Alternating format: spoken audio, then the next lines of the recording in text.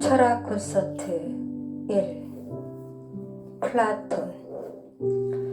철인 만들기. 군인이란 예민해야 하고 날렵해야 하며 힘이 세야지. 군인은 적에 대해서는 맹렬해야 하면서 동시에 동족에 대해서는 온순해야 할 것이네. 우리의 수호자는 이 대립되는 두 성향을 지니고 있어야 하지. 적에는 맹렬하면서 동족에게는 유순한 군인. 그는 나라의 수호자이다. 폴리스는 군사 공동체였다.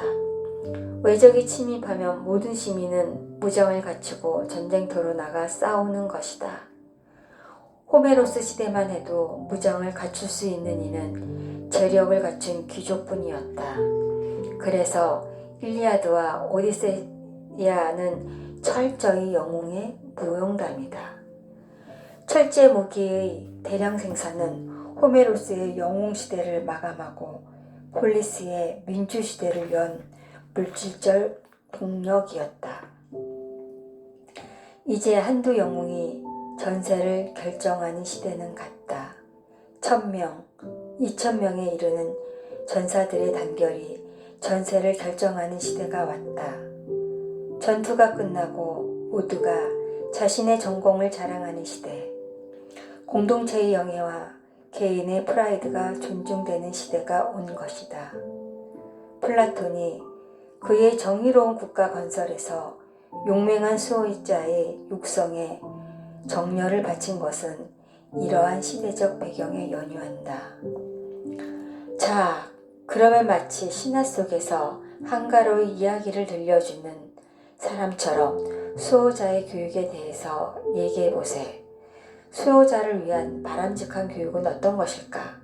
교육에는 몸을 단련하기 위한 체육이 있으며 마음을 단련하기 위한 시가 있겠네.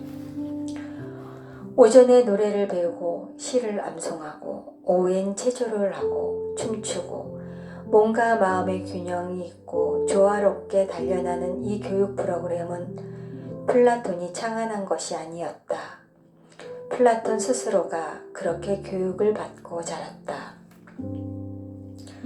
잘 나가다가 삼천포로 빠진다고 플라톤은 아동교육을 언급하는 자리에서 검열죄를 주장한다. 문학과 예술은 교시적 기능과 동시에 쾌락적 기능을 갖는다. 문학과 예술이 인간에게 쾌락을 주면서 동시에 사회적 교시 기능을 하는 것임을 전제한다면 플라톤의 검열죄는 과도하게 편향된 엄숙한 예술가님에 분명하다.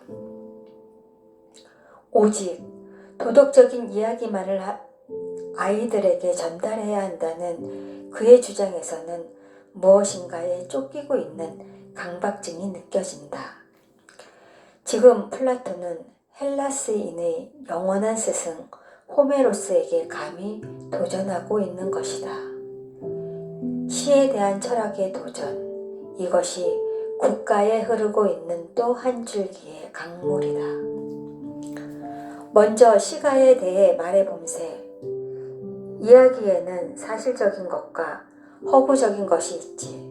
하지만 아무렇게나 지어낸 이야기를 닥치는 대로 들려주어선 안 될 것이네. 우리는 작가를 감독해야 할 것이야. 신과 영웅에 대해서 나쁘게 이야기하는 것을 금해야 하네. 또 신들끼리 전쟁을 일으키고 서로 음모를 꾸미고 싸움질을 하는 것도 이야기해서는 안 되네. 아이들에게는 늘 훌륭함에 관한 이야기를 들려주어야 하네. 검열죄란 자기 패배의 비겁한 복수이다. 아무리 호메로스가 대중에게 큰 영향을 미친다 하더라도 호메로스의 시를 검열해야 한다고 주장하는 플라톤은 이미 패배를 자인한 것이다. 스스로 사상과 표현의 자유를 마음껏 누린 철학자가 시인의 입에 재갈을 물려야 한다고 주장하는 것은 비겁한 이외에 다른 무엇으로 설명할 길이 없다. 그의 스승은 사상의 자유를 위하여 죽음을 선택했는데도 말이다.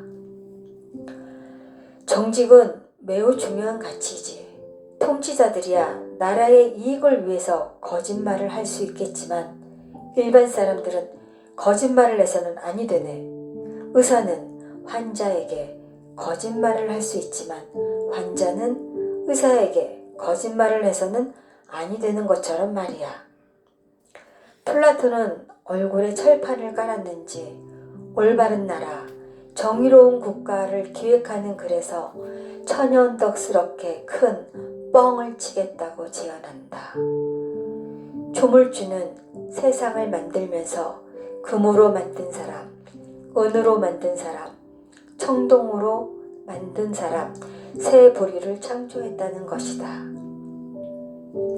금으로 만든 통치자, 은으로 만든 수호자, 청동으로 만든 생산자가 각기 조물주의 뜻에 따라서 자신의 직분에 충실하게 사는 것이 정의로운 나라란다. 위대한 사상가도 자신의 시대적 한계를 뛰어넘지 못한 대표적인 사례이다. 자, 이제 플라톤의 교육 과정을 알아보자. 10살이 되면 누구나 교육을 받는다. 10대의 소년소녀는 부모와 떨어져 시골의 기숙사로 들어간다. 앞에서 말한 시가와 체육교육을 받는 것이다. 이곳에서 실시되는 체육교육은 사실상 군사훈련이다. 달리기, 창던지기, 씨름은 전투에 대비하는 체력 단련이다.